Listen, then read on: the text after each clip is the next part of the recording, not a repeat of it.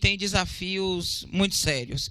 Quero saudar os jovens, os adolescentes e dizer de que esta nossa fala, de cada um de nós que estamos não apenas nessa mesa, mas nas subsequentes, ela se reveste de uma responsabilidade muito grande. E eu tenho a impressão de que a presença de cada um de vocês aqui nos obriga a que esse discurso, a que essa discussão que nós vamos fazer aqui se transforme em prática, em política pública, em cada município desse país, em cada escola, para que realmente os jovens, os adolescentes, eles queiram permanecer na escola e que possam aprender. Então, eu venho falar de um lugar que é o lugar dos conselhos municipais de educação. Um lugar que a gente precisa se articular melhor e conhecer melhor esses órgãos, que são órgãos de controle social, são órgãos que devem falar ao governo em nome da sociedade, são órgãos de gestão democrática e que devem, finalmente, contribuir no exercício das suas funções para a garantia do direito à educação.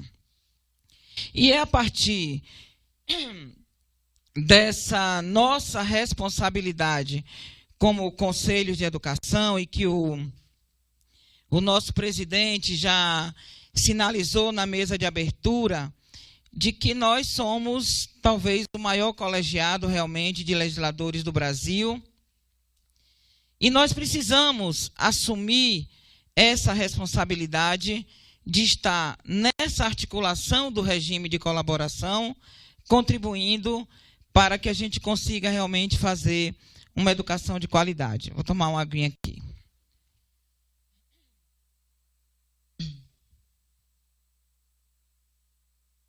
Eu acho que a responsabilidade está olhando para os adolescentes, não é não, gente?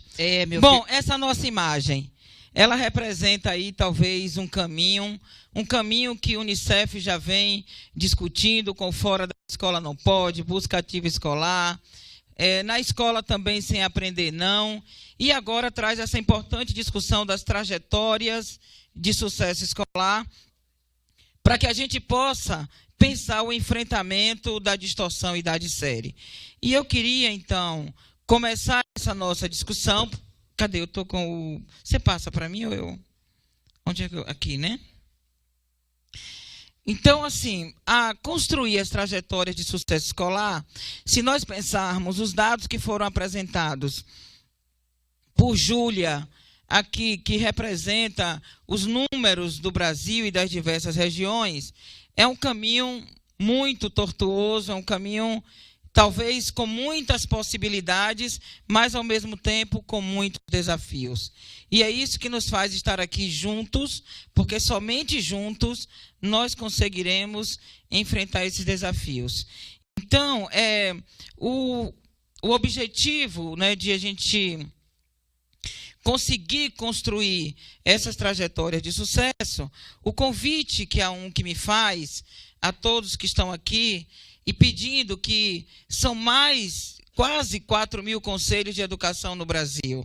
Talvez, se a gente der um pouco mais de atenção, não é, presidente, a cada conselho municipal de educação, para que ele se fortaleça e possa ser um ator que contribui, a gente realmente consiga também avançar na gestão democrática. Então, a gente faz um convite que a gente precisa refletir com muita urgência sobre aquilo que já foi conquistado, e eu acho isso muito importante, porque nós temos experiências que em andamento e resultados como aqueles que a gente encontra lá em Campina Grande, já trazendo as crianças que têm microcefalia para estar estudando no sistema, começar a cuidar lá da educação infantil e de uma educação de qualidade para que eles, na adolescência, não queiram abandonar a escola, né? Traçar novos rumos, entendendo que o presente é agora, o passado já foi, e realmente nós temos que cuidar desse futuro. O que é que a gente pode pensar, propor e fazer em termos de mudança para que a gente consiga construir essas trajetórias de sucesso. Então, se a gente pensar a distorção idade-série, não é um problema em si. A distorção idade-série, em nossa concepção, ela é consequência de diversas outras questões que acontecem no contexto do direito à educação, no contexto realmente da qualidade que é ofertada. Então, é um fracasso que vem sendo anunciado ao longo do percurso escolar. Se a gente observar, os próprios dados já nos disseram, né? A criança entra na escola na idade regular, na idade certa, e de repente, já nos anos iniciais, a gente começa a enfrentar a distorção em idade série. Mas o que a gente percebe é que logo no início, lá nos anos iniciais, a gente não dá muita atenção à distorção em idade série. A gente vai deixando o problema acontecer como se ele efetivamente não existisse, e a gente se defronta com maior perplexidade quando ele chega nos anos finais ou no ensino médio. Talvez a gente devesse voltar o olhar para essa distorção desde os anos iniciais do ensino fundamental e, quem sabe, a gente não precisasse discutir nas outras etapas. Então, esse funil ele vai acontecendo ao longo do tempo. O lugar de onde eu falo ainda me faz dizer para vocês que a UNCM tem alguns princípios fundamentais que defende nesta compreensão do direito à educação e que eu entendo que são princípios importantes para o enfrentamento dessas dificuldades. Um deles é da autonomia dos entes federados. A gente precisa entender que a responsabilidade pelo direito à educação, o colega que me antecedeu falou da responsabilidade dos estados, e a gente também tem que falar da responsabilidade de cada município, de cada gestor municipal com relação ao direito à educação e à qualidade da educação. O outro princípio é o acesso universal e inclusivo à educação em todos os níveis, etapas e modalidades. Fica parecendo que isso já está garantido, mas efetivamente não está. De certa forma, nós vamos encontrando no âmbito dos sistemas de ensino os obstáculos para que o direito à educação se efetive. Um dos obstáculos que nós poderíamos dizer é o obstáculo, por exemplo, da política pública e das alternâncias administrativas. Cada vez que nós enfrentamos uma mudança de governo, seja no município, no estado ou em nível federal, nós ficamos num cenário de incerteza com relação às políticas educacionais. E talvez experiências importantes que estivessem contribuindo para a garantia do direito à educação, elas ficam perdidas no tempo, antes mesmo do seu processo de maturação.